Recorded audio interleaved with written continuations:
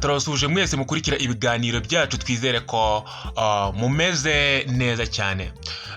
Tugiye kuvuga ku muhanzi Bruce Melody. Umuhanzi Bruce Melody byari biteganijwe ko ajya mu bitaramo bigiye bitandukanye, haba mu gihugu cya Canada, mu gihugu cy'Ububiligi ndetse no mu gihugu cya Suwede. Umuhanzi Bruce Melody yakoze imyiteguro kugira ngo azagende ameze neza, dore yuko iyo ukoze igitaramo uba ugomba kugenda rwose umeze neza, wariteguye bihagije ku buryo uzahacana umucyo. Bruce Melody rero werekeje i Burayi, yakuwe ku rutonde rw'abaririmba mu iserukiramuco One Love Africa.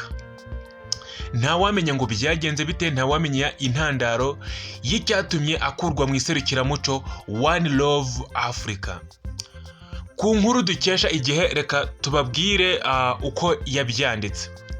Bruce Melody yerekeje i Burayi mu ijoro ryo kuwa 5 Nyakanga 2024 ari kumwe na DJ Manud, aho bitabiriye igitaramo bategerejwemo i Buruseli mu Bubiligi kuwa 6 Nyakanga 2024.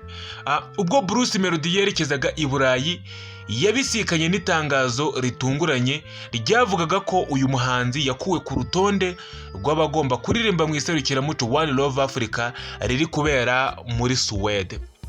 Uyu muhanzi wahagurutse i Kigali mu ijoro ryo kuwa 5 Nyakanga 2024, byari byitezwe ko abanza kuririmba mu iserukiramuco One Love Africa ryatumiwemo abahanzi barimo Luga, Innocent B, Fik, Fameyika n'abandi bagiye batandukanye.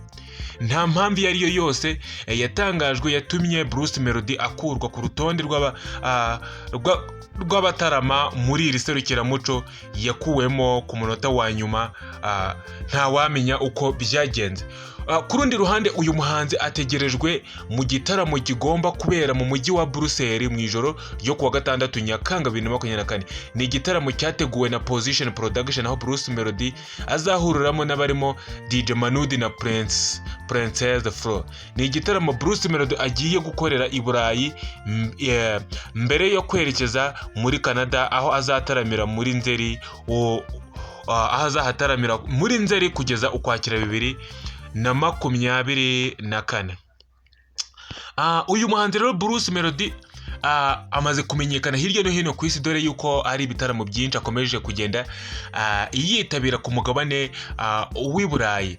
ariho naha yari afite kujya muri bihugu bigiye bitandukanye, ariko aza gukurwa mu iserukiramuco One Love Africa mu gitaramo yari gukora, cyangwa se muri iserukiramuco ryari kubera muri iki gihugu cya Suwede. Ese wakwibaza ni iki cyabiteye? Nta wamenya icyabiteye, ariko ntacyo. Uyu muhanzi azakomeza ataramire, agiye gutaramira i Buruseli mu Bubiligi, ndetse azakomereza muri Canada. Ubwo urumva muri Suwede ho ibyo kuhataramira bamukuyemo, dore yuko babimubwiye no ku munota wa nyuma. Ntago ayo makuru yari ayafite, yakubitanye nayo mu nzira, ariho ajyayo amakuru nayo azamusanga.